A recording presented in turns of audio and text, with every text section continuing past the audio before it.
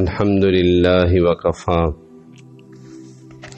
والصلاة والسلام على عباده الذین اصطفى اما بعد عن ابن عمر رضی اللہ تعالی عنہ ان النبی صلی اللہ علیہ وسلم قال اذا اکفر الرجل اخاہ فقد باء بها احدهما رواہ مسلم.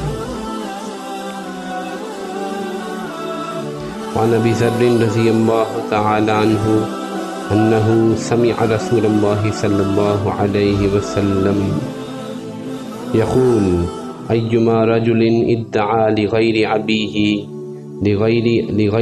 ابيه وهو يعلمه الا كفر ومن ادعى ما ليس له فليس منا وليتبوع مقعده من النار ومن دعا رجلا بالكفر او قال عدو الله وليس كذلك الا حار عليه رواه مسلم. اللهم صل على سيدنا محمد وعلى آل سيدنا محمد وبارك وسلم. کفر کے وہ شعبے جس میں صحیح حدیث کے اندر ان اعمال پر کفر کا اطلاق کیا گیا ہے، اس میں سے چند چیزیں باقی ہیں. یہ کسی شخص کو، کسی مسلمان کو کافر کہہ دینا، اس پر بھی کفر کا اطلاق کیا گیا ہے، اور کسی اور شخص کو اپنے حقیقی والد کو چھوڑ کر کسی اور شخص کو اپنا باپ قرار دینا، حالانکہ وہ جانتا ہو کہ یہ میرا باپ نہیں ہے، پھر بھی یہ دعویٰ کرنا کہ فلاں میرا باپ ہے، تو یہ بھی کفر ہے.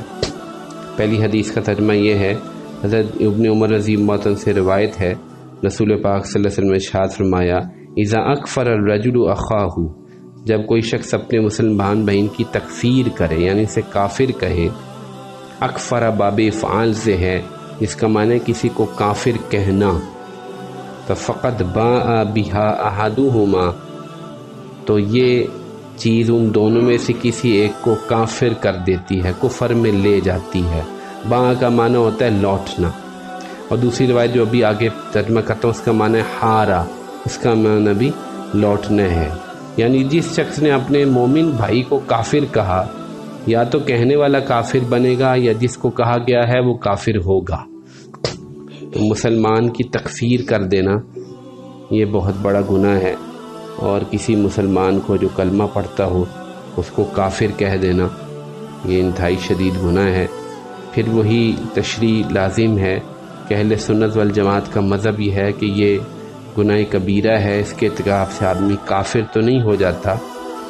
تو کسی آدمی کو کافر کہہ دیا اور اس سے وہ کافر نہیں ہوگا، لیکن یہ بہت بڑا گناہ ہے، کفر کی ایک شاخ ہے، اس لیے اس کو کفر کا جز قرار دیا گیا.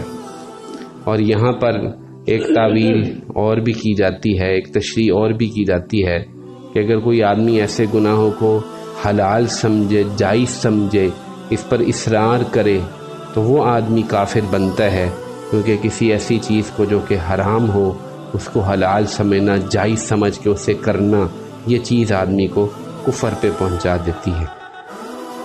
دوسری حدیث جو ابو ذر رضی اللہ عنہ سے روایت کی گئی ہے، اس میں آپ نے دو چیزیں ارشاد فرمائی. فرمایا ایما رجل ادعا لغیرہ ابیہ وہو یعلمہ الا کفر، جس شخص نے جانتے بوجھتے ہوئے اپنے آپ کو اپنے باپ کے علاوہ کسی اور کی طرف منسوب کیا. مثلا عربوں میں اس بات کا بڑا رواج تھا کہ وہ شہرت والے آدمی کو پسند کرتے تھے، یہ پسند کرتے تھے کہ ہمارا باپ مشہور آدمی ہو. اب تو یہاں تو ایسے حسب نسب پہ فخر کا معاملہ نہیں ہے، تو وہ یہ دیکھے کہ فلاں آدمی بڑا مشہور ہے یا فلاں آدمی بہت امیر ہے، تو اس کا بڑا حسب نسب اونچا ہے، تو وہ کسی مشہور آدمی کو اپنا باپ قرار دے دے کہ یہ میرا باپ ہے، اسے باپ سمجھے. تو یہ بہت بڑا گناہ ہے۔ اور یہاں پہ اکثر محدثین نے ایک اور معنی بھی کیا کہ یہاں پہ کافر یہ کفران نعمت کے معنی میں بھی ہے، کیونکہ کفر کا لفظ ناشکری اور کفران نعمت کے معنی میں بھی آتا ہے۔ تو جس آدمی نے اپنے باپ کو چھوڑ کر کسی اور کو باپ کہا تو اس نے اپنے باپ کی ناشکری کی انتہا کر دی۔ اس سے بڑی بھی کوئی بات ہو سکتی ہے کیونکہ اپنے باپ کا انکار کر دے۔ اور دوسری بات فرمائی کہ جس شخص نے کسی ایسی چیز کا دعویٰ کیا وَمَنِ ادَّعَىٰ مَا لَيْسَ لَهُ، جو اس کی نہیں ہے، فَلَيْسَ مِنَّا، وہ ہم سے نہیں ہے، وَلْيَتَبَوَّأْ مَقْعَدَهُ مِنَ النَّارِ، اس سے چاہیے کہ اپنا ٹھکانہ آگ میں بنا لے۔ یہ بھی بہت سخت وعید ہے اور ہم دیکھتے ہیں کہ یہ بہت زیادہ عام ہے۔ پلاٹ کسی کا ہے، اس کو غصب کر کے دعویٰ کر لیے تو ہمارا پلاٹ ہے۔ قبضہ گروپ جسے آپ کہتے ہیں، یہ قبضہ گروپ پتہ نہیں کہاں کہاں پھیلا ہوا ہے۔ لوگوں کی ذرا کوئی مظلوم کمزور آدمی ہے گاؤں میں دیہات میں، اس کی زمین پہ قبضہ کر لیا، مکان پہ قبضہ کر لیا، کہا یہ تو ہماری ہے۔ دعویٰ کرتا ہے کسی چیز کے بارے میں کہ یہ میری ہے، ہماری ہے، حالانکہ وہ اس کی ہے نہیں، اس کو پتہ ہے۔ تو فرمایا یہ ہم سے ہی نہیں، یہ ہماری امت سے نکل گیا، اس سے چاہیے کہ اپنا ٹھکانہ آگ میں بنا لے۔ کتنی سخت وعید ہے کسی دوسرے کے مال پر، پلاٹ پر، کسی چھوٹی سی چیز پر بھی قبضہ کر کے یہ کہنا کہ یہ چیز میری ہے۔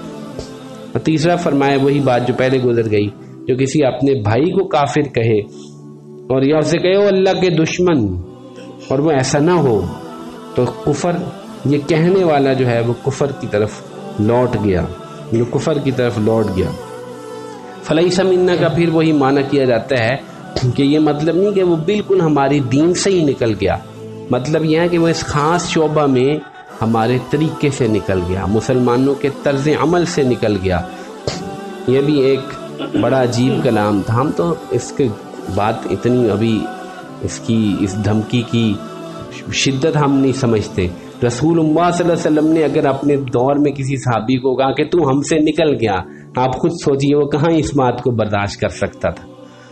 میں نے پہلے اس دن بھی ذکر کیا تھا کہ آپ علیہ السلام نے یہ فرما دیا کہ جو قرض لے گا، میں اس کا، جو قرض لے کر قرض خواہ مرے گا، میں اس کا جنازہ نہیں پڑھاؤں گا۔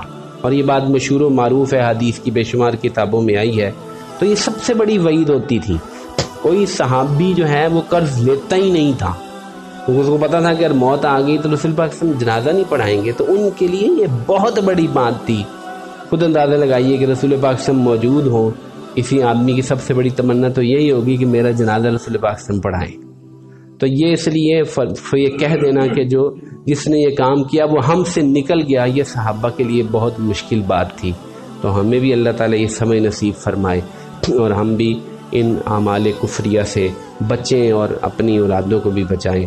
اللہ تعالیٰ ہم سب کو عمل کی توفیق نصیب فرمائے۔ وآخر دعوانا ان الحمد للہ رب العالمین۔